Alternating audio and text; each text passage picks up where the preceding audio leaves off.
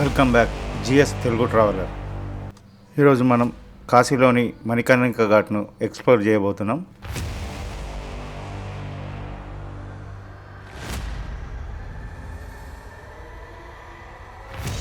కాశీ, వారణాసి, బనారస్ ఈ మూడు పేర్లతో పిలువబడే ఈ నగరం హిందువులకు పవిత్రమైన పుణ్యక్షేత్రం.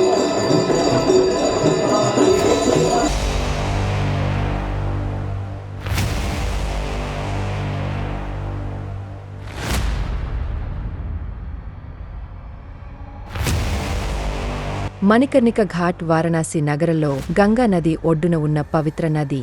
మణికర్ణిక ఘాట్ అత్యంత పవిత్రమైన శ్మశాన వాటికలలో ఒకటి.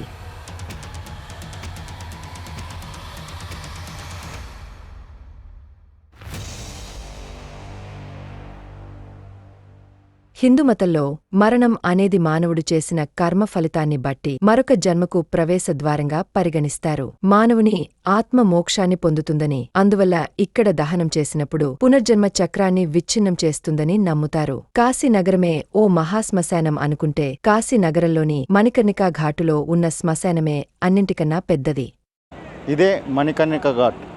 మణికర్ణికా ఘాట్ ఇది కాశీ విశ్వనాథ ఆలయానికి సమీపంలో ఉంది. సతీదేవి చెవిపోగులు ఇక్కడ పడిపోయాయని నమ్ముతారు. సంస్కృతంలో మణికర్ణ అంటే చెవిపోగులు.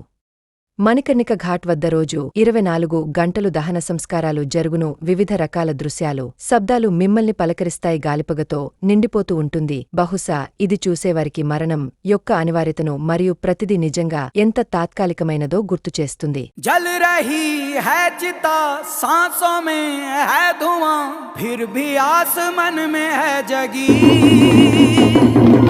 और होगी क्या कभी यहाँ पूछती यही ये बेड़ियां देख तो